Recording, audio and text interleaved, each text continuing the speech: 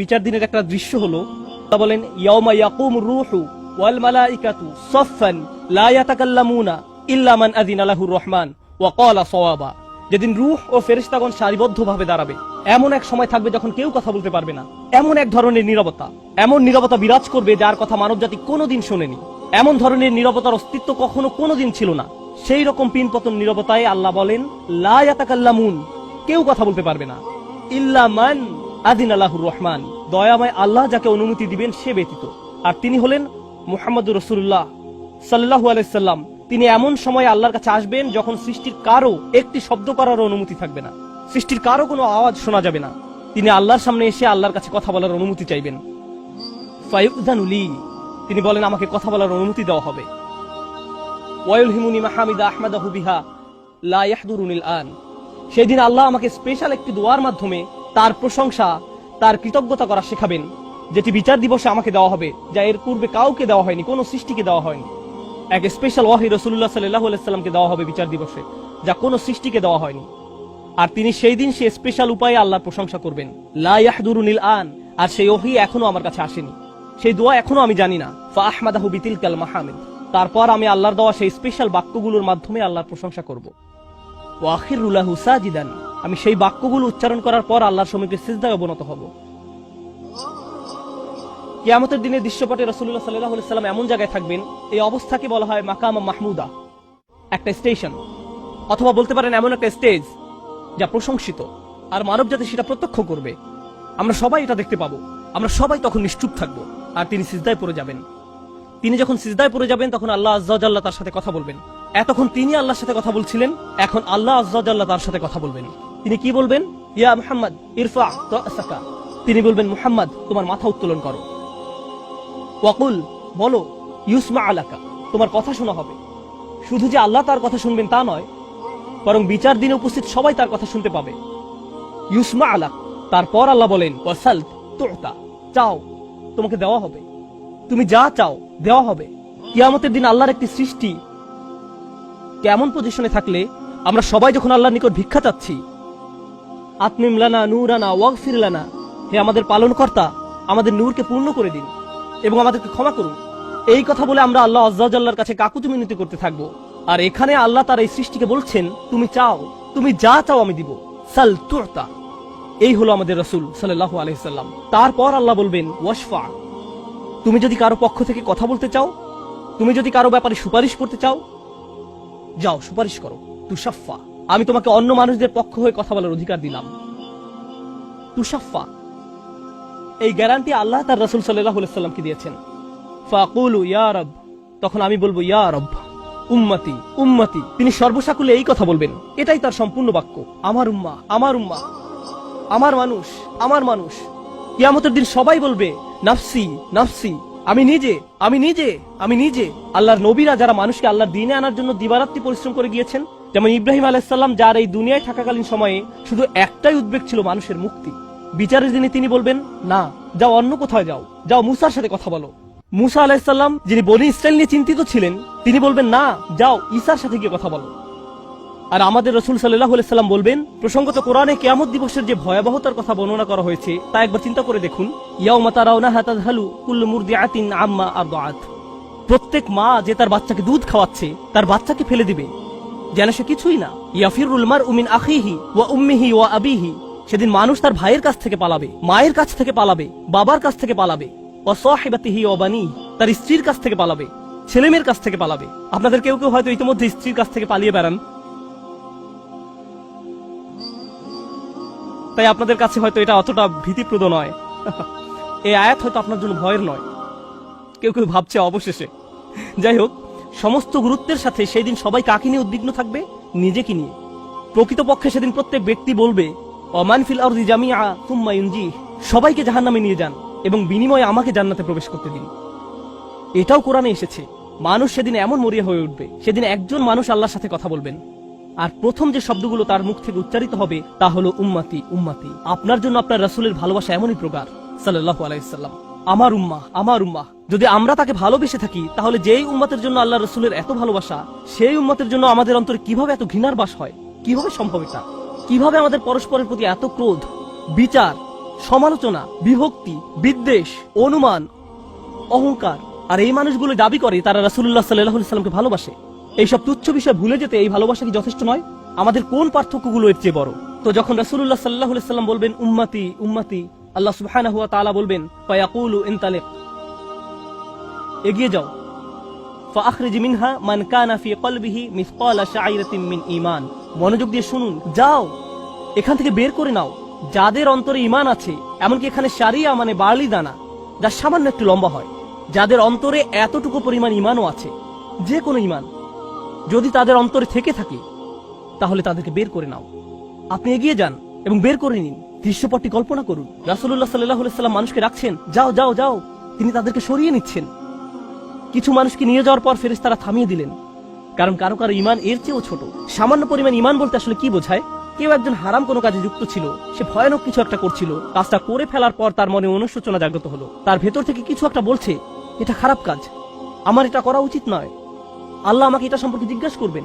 তারপর কোনো একভাবে তার এই চিন্তাটাকে সে দমিয়ে দিল, থাক এখন চিন্তা করার দরকার নেই। কিন্তু পরবর্তীতে সে আল্লাহর কাছে দোয়া করে বলল, ইয়া আল্লাহ, আমি জানি না কিভাবে এই কুঅভ্যাস থেকে বাঁচবো, আমাকে এর থেকে মুক্তি দিন। আমি চাই না এটা আমার জীবনে আর ঘটুক, কিন্তু তবু আমি এটাতে আটকা পড়ে আছি। অতি ক্ষুদ্র ঈমান তার ভেতর থেকে চিৎকার করছে, অন্য কেউ এটা শুনতে পারছে না, তার অন্তর এটা শুনছে। আর আল্লাহ আজ্জা জাল্লা বলছেন, তারা যদি এতটুকু ঈমানও দেখাতে পারে, আপনি এগিয়ে যান, তাদেরকে বের করে নিয়ে আসুন, আপনি তাদেরকে বের করে নিয়ে আসুন। আর তিনি যখন এভাবে মানুষদেরকে বের করে নিয়ে আসবেন, তখন ফেরেশতারা একসময় থামিয়ে দিবেন, কারণ অনেক মানুষের অন্তরে এতটুকু ঈমানও নেই, সামান্য অনুতাপটুকু তাদের অন্তরে ছিল না, তাকে থামিয়ে দিবেন। ফাআনতালিক ফাফআল, আমি গিয়ে এমনই করব, সুম্মা আউদ, তারপর আমি ফিরে আসব। অর্থাৎ ফেরেশতারা থামিয়ে দিবে, আর অন্য মানুষেরা সেখানে কাঁদতে থাকবে, আমাদের কি হবে, আমাদের কি হবে। তারপর রাসূলুল্লাহ সাল্লাল্লাহু আলাইহি ওয়াসাল্লাম ফেরত আসবেন, ফাআহমাদাহু বিতিলকাল মাহামিদ, অতঃপর আমি পুনরায় সেসব প্রশংসা বাক্য দ্বারা আল্লাহর প্রশংসা করব। লক্ষ্য করুন, প্রথমবার তিনি প্রার্থনা করার জন্য অনুমতি চেয়েছিলেন, তাই না? দ্বিতীয়বারের বেলায় অনুমতির কোনো উল্লেখ নেই। লক্ষ্য করেছেন, তিনি আসলে সাথে সাথে আল্লাহর প্রশংসা করা শুরু করবেন। আল্লাহ কি তাকে এমনটি করতে বলেছেন? না, এটা হলো নিজ উম্মতের প্রতি তার অপরিসীম ভালোবাসার বহিঃপ্রকাশ। তিনি আবারও আল্লাহর প্রশংসা করা শুরু করবেন এই আশায় যে আল্লাহ তাকে অটোমেটিক অনুমতি দিবেন। সুম্মা আখিরু লাহু সাজিদান, আর সিজদায় পড়ে যাব। ফায়াকুলু ইয়া মুহাম্মদ, আমাকে বলা হবে, হে মুহাম্মদ, ইরফা রাসাকা, তোমার মাথা উঠাও। কুল ইউসমা আলাকা, বলো তোমার কথা শোনা হবে। ওয়াসাল তুতা, চাও তোমাকে আবার দেওয়া হবে। ওয়াশফা তুশাফা, সুপারিশ করো, সুপারিশ গ্রহণ করা হবে। তোমাকে সুযোগ দেওয়া হবে তাদেরকে বের করে নেওয়ার, তোমাকে তাদের জন্য সুপারিশ করার সুযোগ দেওয়া হবে। ফাআকুলু ইয়া রব উম্মতি উম্মতি, আমি তখন বলবো, হে আমার রব, আমার উম্মত, আমার উম্মত। তিনি তো ইতোমধ্যে অল্প ঈমানের অধিকারীদেরকে বের করে নিয়েছেন। ফায়াকুলু ইনতালিক, এরপর আল্লাহ বলবেন, এগিয়ে যাও।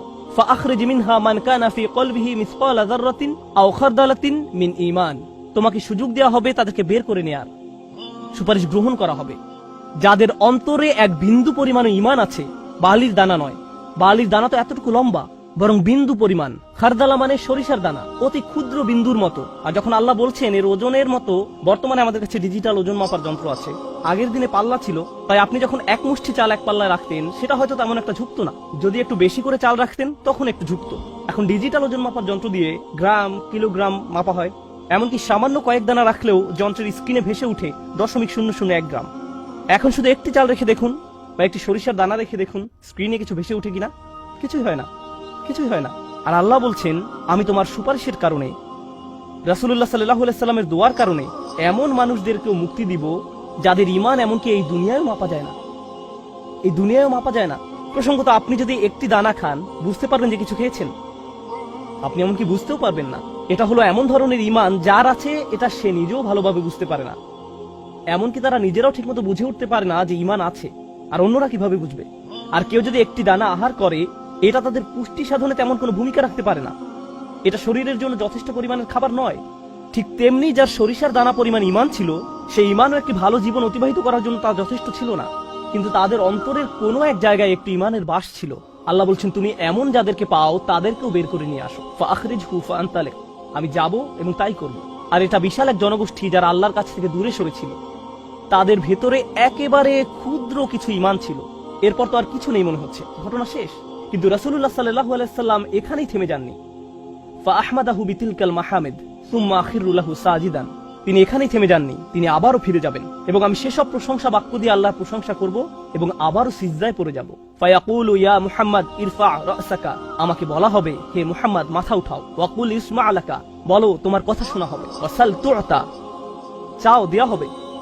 আল্লাহ আযজা ওয়া জাল্লা সহজেই বলতে পারতেন তুমি তো ইতিমধ্যে চেয়েছো এবং তোমাকে দেয়া হয়েছে, কিন্তু তৃতীয়বারের মতো রাসূলুল্লাহ সাল্লাল্লাহু আলাইহি সাল্লামকে বলা হচ্ছে ওয়াশফা তুশাফা, এগিয়ে যাও, মানুষের জন্য সুপারিশ করো, গ্রহণ করা হবে, তোমাকে তাদের পক্ষে চাওয়ার সুযোগ দেওয়া হবে, আমি তোমাকে এটা দিচ্ছি। ফাআকুলু ইয়া রব উম্মতি উম্মতি, আমার উম্মাহ আমার উম্মাহ। এখন চলুন এখানে একটু থামি। যদি আপনি এই সুযোগ পেতেন, আল্লাহ যদি আপনাকে বলতেন তুমি যা চাও তাই পাবে, তুমি চাও দেওয়া হবে, যা কিছু তুমি চাও না কেন, আমাদের বিশাল একটা লিস্ট আছে, রাসূলুল্লাহ সাল্লাল্লাহু আলাইহি সাল্লামকে এই সুযোগ কয়বার দেওয়া হয়েছে? 3 বার। কত মিলিয়ন মানুষকে ইতিমধ্যে রক্ষা করা হয়েছে। তৃতীয়বার তো তিনি নিজের জন্য কিছু চাইতে পারতেন। আমরা তো মানুষ, আল্লাহ যদি বলেন চাও আমি দিব, আর এই মানুষটি আল্লাহর সামনে দাঁড়িয়ে আছেন আর তাকে বলা হচ্ছে, কিন্তু তারপরেও তার জিহ্বায় উম্মাহ উম্মতি উম্মতি, তো আল্লাহ বলবেন ফায়াকুলু ইনতালিক, সামনে এগিয়ে যাও। ফাখরিজ মান কানা ফি কলবিহি আদনা আদনা আদনা মিসকাল হাব্বাতিন খারদালিম মিন ঈমান, যাও সামনে এগিয়ে যাও এবং এমন প্রত্যেক ব্যক্তিকে বের করে আনো যার একটি সরিষার অতি ক্ষুদ্র অতি ক্ষুদ্র অতি ক্ষুদ্র অংশ পরিমাণ ঈমান আছে। এত ক্ষুদ্র বিন্দু যাকে আপনারা হয়তো মাইক্রোস্কোপিক বলবেন, যদি তাদের এক অ্যাটম বা এক সাব অ্যাটমিক কণার পরিমাণ ঈমান থাকে, এই পৃথিবীতে যা দেখা শোনা বা উপলব্ধি করা সম্ভব নয়, যদি তাদের গভীর অবচেতন মনের কোথাও কণা পরিমাণ ঈমান থাকে, যদি তাদের ততটুকু ঈমান থাকে, এগিয়ে যাও এবং তাদের বের করে নিয়ে আসো। যদি তাদের অন্তরে এতটুকু ঈমান থাকে, তো আল্লাহ রাসূলুল্লাহ সাল্লাল্লাহু আলাইহি সাল্লামকে বলবেন ফাখরিজহু মিনান নার, তাদেরকে আগুন থেকে বের করে আনো। কথাটা মনোযোগ দিয়ে শুনুন, তাদেরকে কোথা থেকে বের করে আনো? আগুন থেকে। অর্থাৎ কিছু মানুষ ইতোমধ্যে জাহান্নামে পতিত হয়ে গেছে। অনেক মানুষ এই হাদিস পড়ে মনে করে আমরা জাহান্নাম থেকে মুক্তি পেয়ে যাব, আগুন আমাদের স্পর্শ করবে না, কিন্তু হাদিস এই কথা বলছে না। রাসূলুল্লাহ সাল্লাল্লাহু আলাইহি সাল্লাম আল্লাহর কাছে কাকুতি মিনতি করছেন, আর এই দিনটি হবে 50,000 বছর লম্বা। অনেক মানুষের বিচার ইতোমধ্যে হয়ে গেছে।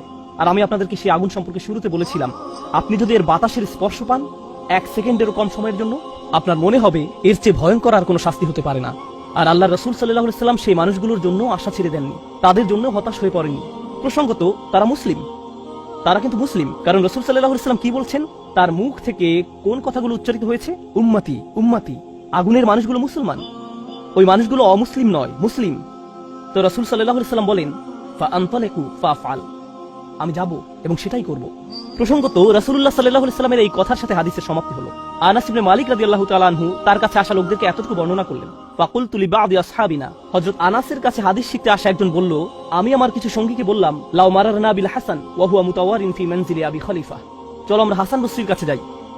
আমরা হাদিসটি আনাসের কাছ থেকে শুনেছি, কিন্তু আমরা জানি এই হাদিসটি হাসানও জানেন, চলো আমরা তার কাছে যাই। প্রসঙ্গত আনাস রাদিয়াল্লাহু তাআলা আনহু তখন অনেক বয়স হয়ে গিয়েছিল। এই হাদিসে কতবার রাসূল সাল্লাল্লাহু আলাইহি সাল্লাম আল্লাহর কাছে গেলেন? 3 বার।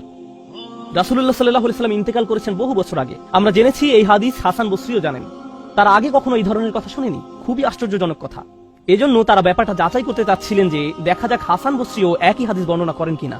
তারা শুনেছে হাসান বসরি বাস করেন আবু খলিফার বাড়ির পেছনের একটি ঘরে, তাই তারা হাসান বসরিকে খুঁজতে লাগলো। তারা তাকে খুঁজে পেলেন। হাদাসানা আনাস ইবনে মালিক ফাআতাইনাহু ফাসাল্লামনা আলাইহি, তো আমরা তার কাছে এলাম এবং তাকে সালাম দিলাম। ফাআদিনা লানা, তিনি আমাদেরকে প্রবেশের অনুমতি দিলেন। ফাকুলনা লাহু ইয়া আবা সাঈদ, আমরা তাকে বললাম হে সাঈদের পিতা, জিনাকা মিন ইনদি আখিকা আনাস ইবনে মালিক, আমরা আপনারই ভাই আনাস ইবনে মালিকের নিকট হতে আপনার কাছে আসলাম। ফালাম নারা মিসলা মা হাদাসানা ফি শাফাআত, শাফাআত বিষয়ে তিনি যেমন বর্ণনা দিয়েছেন তেমনটা বর্ণনা করতে আমরা আর কাউকে দেখিনি। ফাকালা হি, তিনি বললেন হ্যাঁ তোমরা তো জানো। ফাহাদাসনাহু বিল হাদিস, আমার কাছে সেটি বর্ণনা করো, দেখি তোমরা আনাসের কাছ থেকে কি শুনেছো। তো তারা তার নিকট সম্পূর্ণ হাদিসটি বর্ণনা করে শোনালেন। ফাআনতাহা ইলা হাযাল মাওদি', আমরা এই পর্যন্ত অর্থাৎ 3 বার রাসূল সাল্লাল্লাহু আলাইহি সাল্লামের সুপারিশের কথা বলে শেষ করলাম। ফাকালা হি, তিনি বললেন আরো বর্ণনা করো। ফাকুলনা লাম ইয়াজিদ লানা আলা হাযা, আমরা বললাম তিনি তো এর অধিক আমাদের কাছে বর্ণনা করেননি, আমাদেরকে এতটুকুই বলেছেন। এখন হাসান কথা বলছেন, লাকাদ হাদাসানি ওয়া হুয়া জামিউ মুনযু 20 সানাতান, তিনি অর্থাৎ আনাস আমার কাছে এই হাদিস বর্ণনা করেছেন যখন তিনি তখন যুবক ছিলেন, 20 বছর আগে। কত বছর আগে? 20 বছর আগে। আমি নিশ্চিত না তিনি কি বাকিটুকু ভুলে গেলেন, নাকি তিনি তোমাদেরকে বাকিটুকু বলেননি, কারণ তাহলে তোমরা অলস হয়ে পড়বে। ফালা আদরি আনাসি আম কারিহা আন তাত্তাকিলু, তিনি এরপর বললেন এই হাদিসের চতুর্থ একটি অংশ আছে, আর আমি নিশ্চিত নই তোমাদের বলা উচিত কিনা।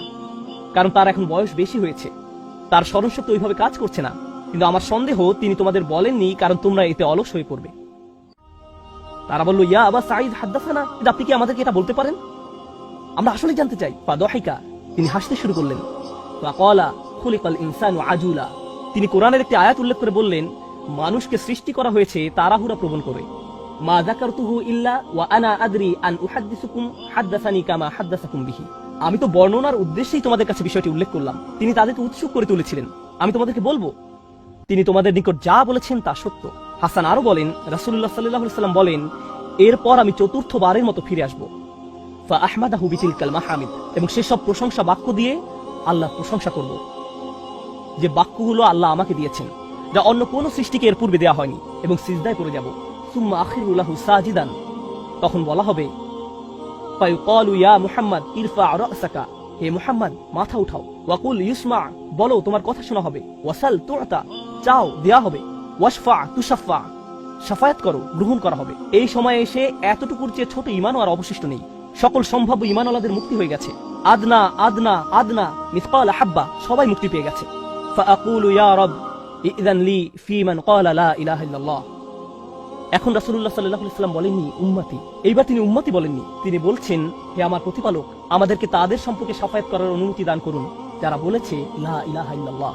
যে এমনকি এই কথা বলেছে, আচ্ছা ঠিক আছে, আমার মনে হয় একজন সৃষ্টিকর্তা আছেন। একটি কলেজ ক্যাম্পাসে হয়তো একদল ছাত্র মুসলিম ছাত্রদের সাথে আলোচনা করছে। তখন একজন বলল, আচ্ছা ঠিক আছে, দার্শনিক দৃষ্টিকোণ থেকে মেনে নিলাম একজন ঈশ্বর রয়েছেন। ঠিক আছে, আমি মানলাম যে একজন ঈশ্বর আছেন। আমি বলছি না যে আমি মুসলিম। যদি উপাসনা করতেই হয় তাহলে শুধু এক ঈশ্বরের উপাসনা করতে হবে। তাদের অন্তরে কোনো অনুভূতি নেই, তারা কারো ইবাদত করছে না, তারা শুধু এই উপসংহারে পৌঁছেছে। প্রসঙ্গত এই ধরনের একটা সাদৃশ্য পাওয়া যায় সূরা হুজরাতের একটা আলোচনায়। আল্লাহ বলছেন, ফাকালাতিল আরাবু আমান্না কুল লাম তুমিনু ওয়ালাকিন কুলু আসলামনা, বেদুইনরা বলে আমরা ঈমান এনেছি। বলো তোমরা ঈমান আনোনি, বরং তোমরা বলো আমরা আনুগত্য স্বীকার করেছি। তোমরা শুধু ইসলামের প্রাথমিক ধারণা গ্রহণ করেছো। ধারণা থাকে এখানে, আর ঈমান কোথায় থাকে? যাদের অন্তরে কিছু ঈমান ছিল তাদের ইতোমধ্যে নেওয়া হয়ে গেছে। এখন যাদের মাথায় কিছু ধারণা ছিল যে একজন রব আছেন, তারা কোনোদিন ধর্ম প্র্যাকটিস করেনি, তারা ধর্মীয় কোনো কাজই করেনি, তারা শুধু এই ধারণা মেনে নিয়েছিল যে শুধু একজন প্রভুর উপাসনা করতে হবে। রাসূলুল্লাহ সাল্লাল্লাহু আলাইহি ওয়াসাল্লাম বলছেন, যে কেউ এই সিদ্ধান্তে আসবে যে কেউ বলবে লা ইলাহা ইল্লাল্লাহ, তার জন্য শাফায়াত করার অনুমতি দান করুন। আল্লাহ বলবেন, ফায়াকুলু ওয়া ইজ্জাতি ওয়া জালালি ওয়া কিবরিয়াই ওয়া আযীমাতি, আল্লাহ বলবেন, আমি আমার কর্তৃত্বের শপথ করছি, আমি আমার স্বীয় গৌরবের শপথ করছি, আমি আমার বরত্বের শপথ করছি, আমি আমার মহত্বের শপথ করছি, লা উখরিজান্না মিনহা মান ক্বালা লা ইলাহা ইল্লাল্লাহ, আমি স্বয়ং অবশ্যই তাদের সবাইকে জাহান্নাম থেকে বের করব যারা বলেছে লা ইলাহা ইল্লাল্লাহ, তোমার এই সুপারিশের কারণে। সাল্লাল্লাহু আলাইহি সাল্লাম।